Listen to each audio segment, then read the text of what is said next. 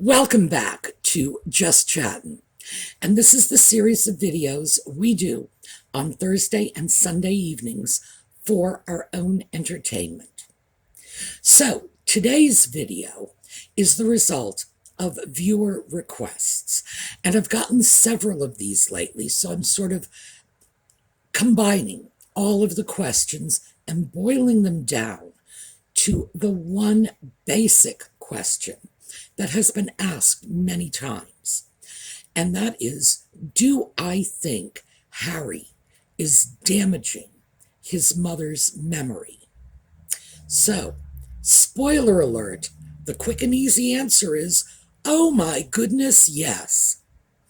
And we'll get into that when we come back.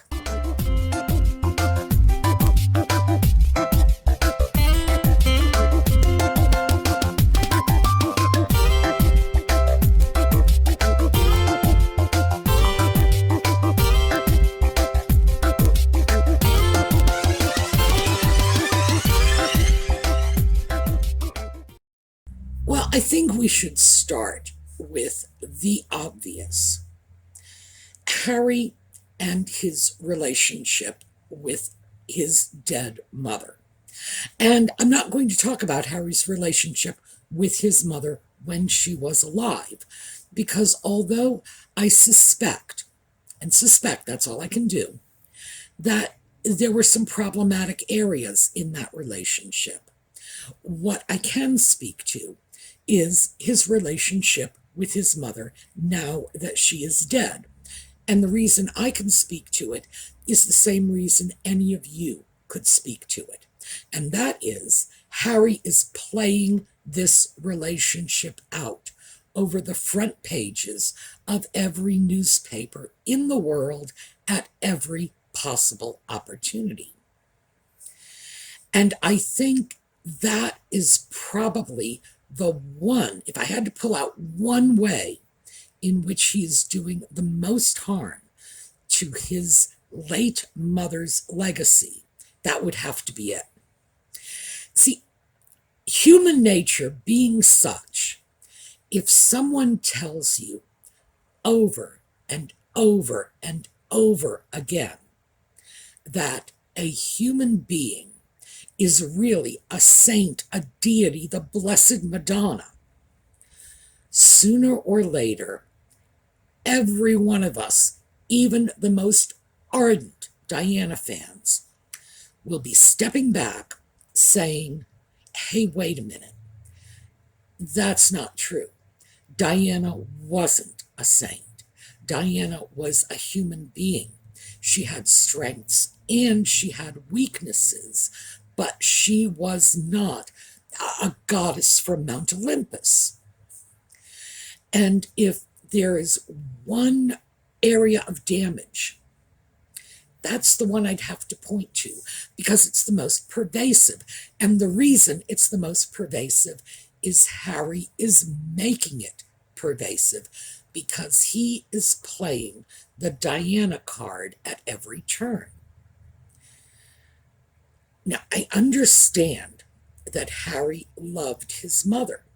Diana loved Harry. These facts are clear.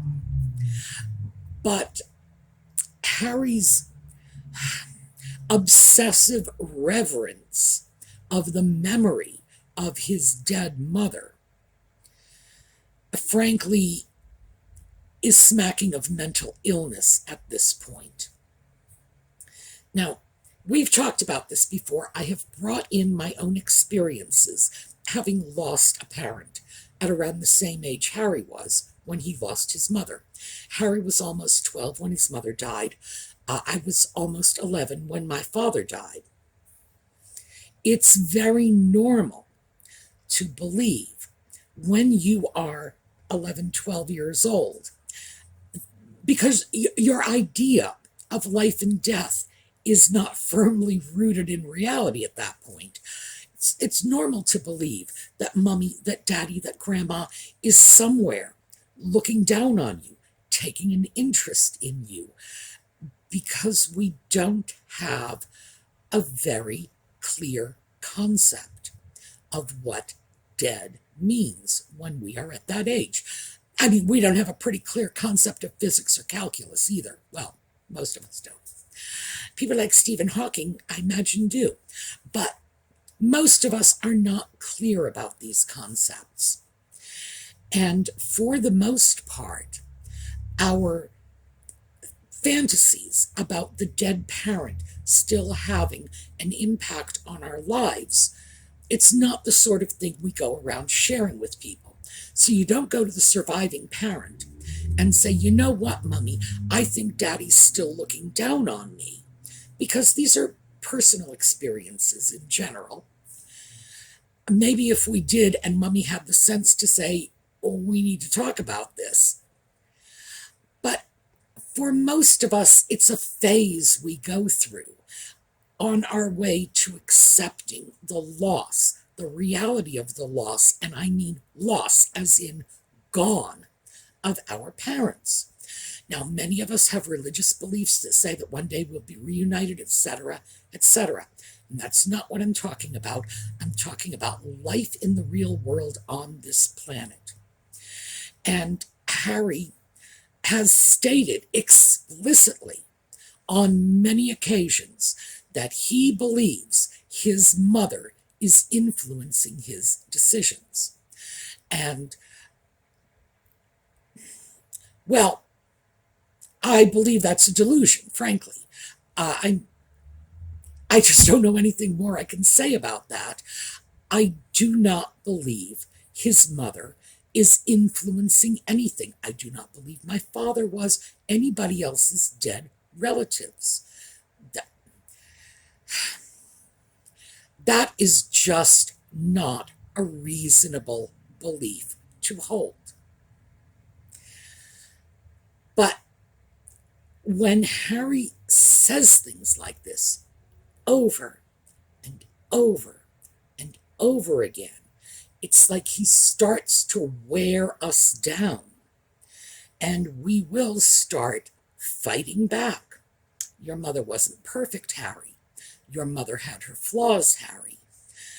And by creating this unattainable picture of Diana the goddess, the picture that no mortal could live up to, it forces us to look at the ways in which Diana does not live up to that. And I would have to say that's probably number one in terms of damage. Then we have the whole idea that Harry believes and openly states that his mother would support his actions and be proud of him. Now, we know Diana loved Harry. We know Diana would probably love Harry if he were pushing orphans off a cliff. Mother's love is an amazing thing. But would Diana actually approve of what Harry is doing? So in order to do this, because I don't know her personally, I'm sure most of you are in the same situation, don't know her personally, we have to look at what we do know about Diana. Diana was born into the aristocracy. And by the way, she is not the most famous of her family members. She was related to Winston Churchill. And nobody who's related to Winston Churchill is ever going to be the most famous of their family. It's just that simple. Churchill has cornered the market on family fame, no matter what family he landed in. Her family was aristocratic. These are people who supported the country, the monarchy. They were of a class whose well-being financially was inextricably linked to the monarchy, to the class structure in Great Britain. Diana personally was linked to the monarchy, not just in terms of her marriage to Charles, but in giving birth to William and Harry to a lesser extent, to heirs to the monarchy. Would she have approved of Harry's, well, would she have approved of his attacks on the royal family? Would she have approved of Harry calling them racist? Would she have approved of Harry and William infighting and barely speaking to one another? Frankly, she might well have approved of Harry's criticism of his father. But when Harry criticizes the way he was raised, this genetic pain he was brought up with, he can't put the blame 100% on Charles. Some of that blame has to be transferred to Diana because she was a very hands-on mother. Of his two parents, the one with the most impact on his upbringing was almost certainly Diana rather than Charles. So if Harry feels he was improperly raised, then, well, it speaks for itself. Would Diana have approved of any of this? Obviously not. What she would have wanted for her boys was that they would get along and be friends and support one another. That simple. And this is how she raised them. She raised them together. She wanted Harry to have a sense of self-worth that was enough to compensate for the fact that he was not in the direct line of succession. William would inherit then William's children, and, obviously as a mother, Diana would never want to even consider a set of circumstances that would have placed Harry on the throne. What would she have expected of Harry? Well, to support his brother, obviously, because she had two dogs in this fight. She's got William and she's got Harry. It's that simple. And she was on record as saying she not only expected William one day to be king, but she, in fact, wanted that. Would she have enjoyed watching her second son sniping at her first son? No, of course not. That is just beyond the pale. No mother would enjoy this. So when Harry says, I think my mother would be proud of me or is proud of me, no, I think this would horrify Diana that her sons were fighting. Would she like the idea that Harry is in the United States and raising his children in the United States? A foreign country. I mean, to her, obviously, a foreign country. Diana was British. She was well entrenched in the British aristocracy. She was well entrenched, at least in terms of a familial sense, in British politics. That is her nation. Would she have wanted Harry to flee Great Britain and make a new life for himself in the United States? I doubt that very much. I don't believe Diana ever weighed in on that idea, the way certainly she weighed in on the idea of her sons getting along. But I have to say, based on what we know about her, would she have approved of Harry sliding off to the U.S. with his family? I doubt that. I doubt that very, very much. It's likely it would have been less of a blow to her if Harry had gone to a Commonwealth country, but to leave his own country, go somewhere else, and, in effect, reject not only his father's side of the family, but his mother's side of the family as well.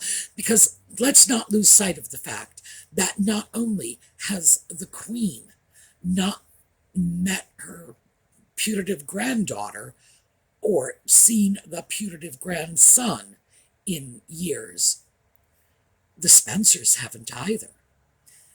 They're just as much out of the loop as everyone else.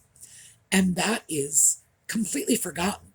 Nobody seems to be looking at the fact that Diana's brother, who was very close to his sister, Diana and Charles were close in age, and they were great buddies, because apparently Diana was a bit of a tomboy when she was younger, and she and Carlos were just pals. He hasn't seen those children. And what on earth could anybody think he has done to merit being excluded from the lives of his great niece and nephew? To the best of my knowledge, no one has made any allegations that Charles Earl Spencer was racist or unkind to anyone, or turned his back on Nutmeg when she was depressed, or no, man's totally blameless and was always a staunch supporter of his sister right up to the end. But still, he's out of the loop. I can't imagine Diana would be happy about that. So what we have, in effect, is this whole cluster of behaviors that Harry is engaging in that is, they are not only detrimental to the interests of his living relatives, but they are extremely detrimental to the memory of his mother, especially since Harry is so fond of claiming that he's certain his mother would be proud of him. So once again, we're going to throw this out to our common sense.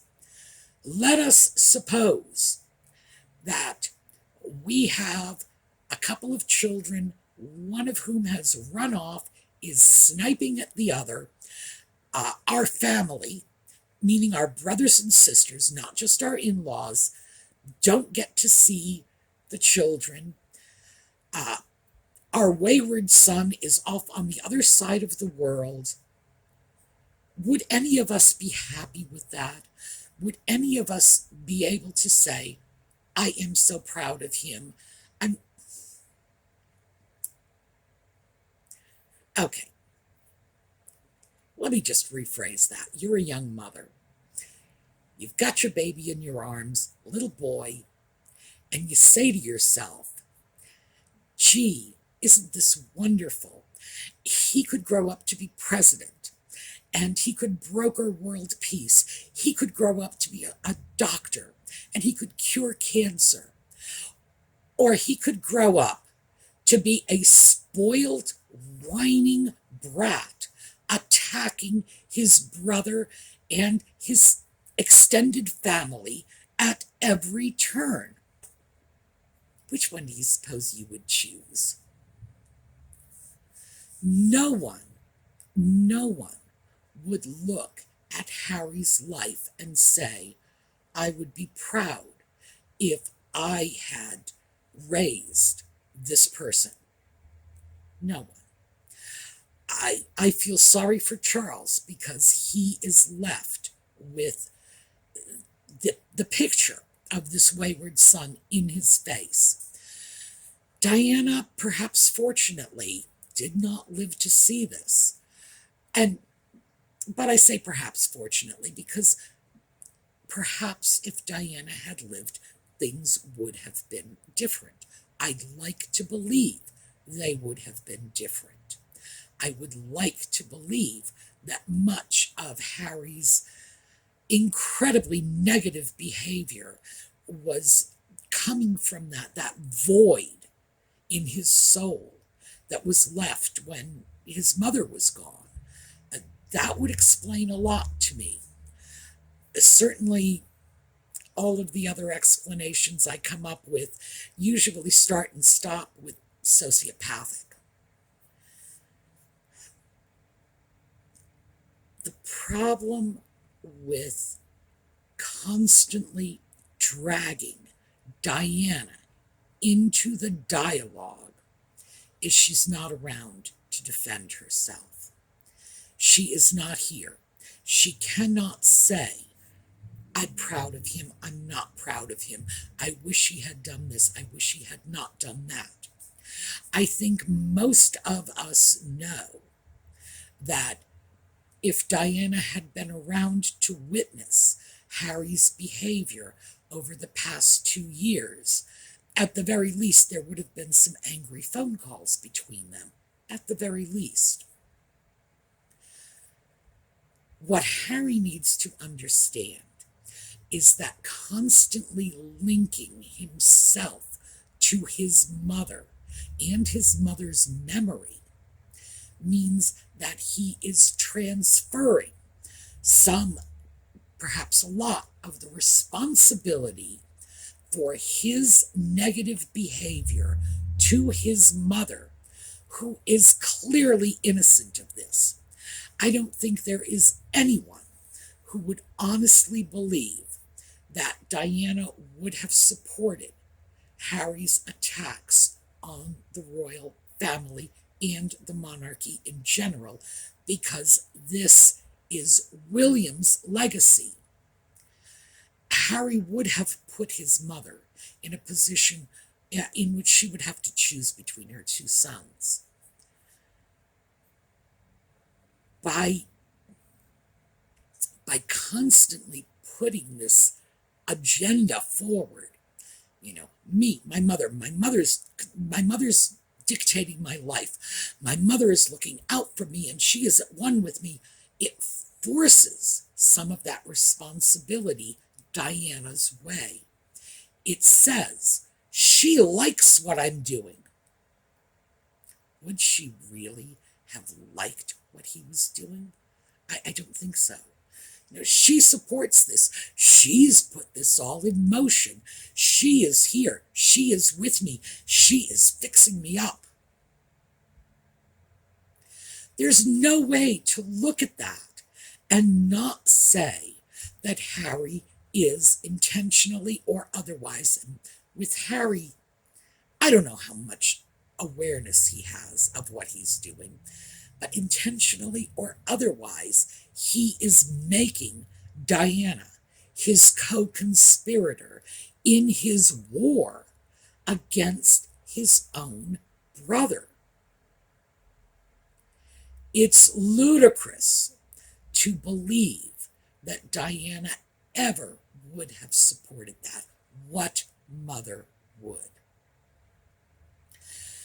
So I guess bottom line is, of course, I think Harry is damaging his mother's legacy.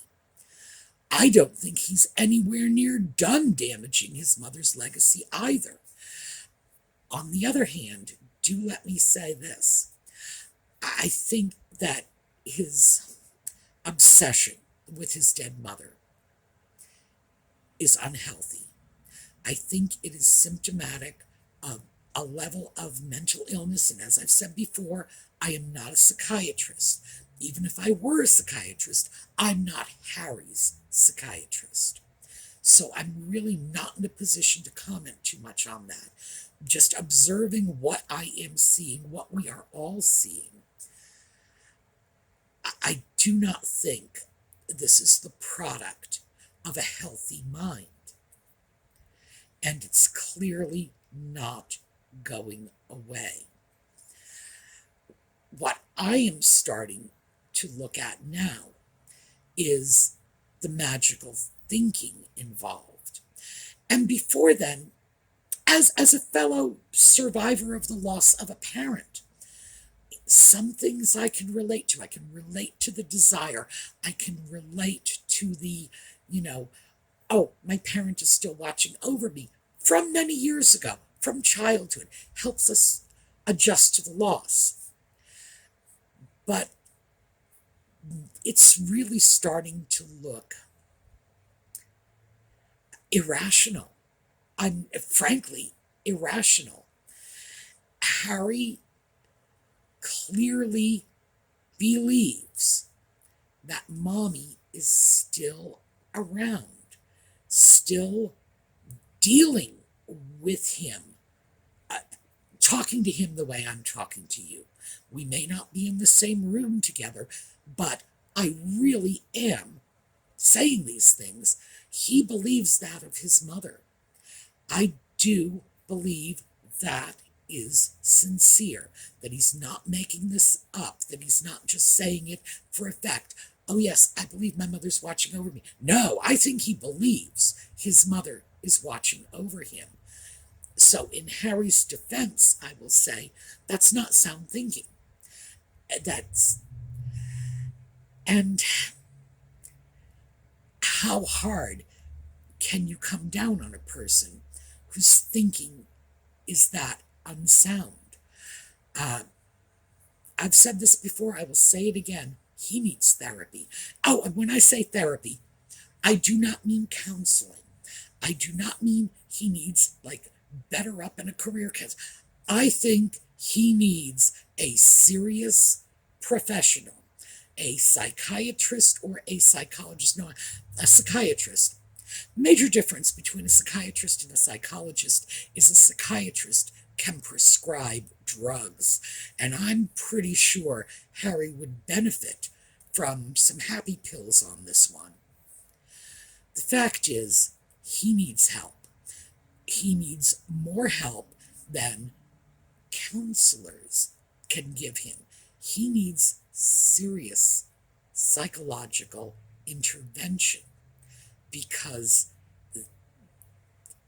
we're talking about delusions here. And I have to wonder how far he's going to go with this before somebody eventually steps in and says, this isn't rational. It is not rational. The man needs to accept the fact that his mother is dead. He needs to wrap up those memories in pretty paper and put them on a shelf somewhere in his mind and accept that it is part of his past, not part of his present, not part of his future, because that is the reality. And I just don't see anybody in his life that is going to be doing that.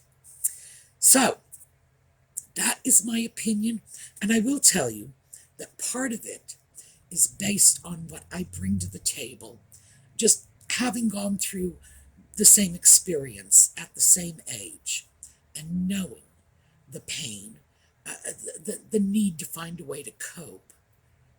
But you have to find a way. You have to take the next steps. You have to keep moving. You can't freeze yourself in time, which is what I believe Harry is doing. I believe that emotionally he is still that 12-year-old kid because he hasn't accepted his mother is gone. All right, so that is what I have for you today. I will see you on the weekend if you follow the thrifting and project videos. If not, I will see you next Sunday evening. We will deal with whatever else they are tossing out at us.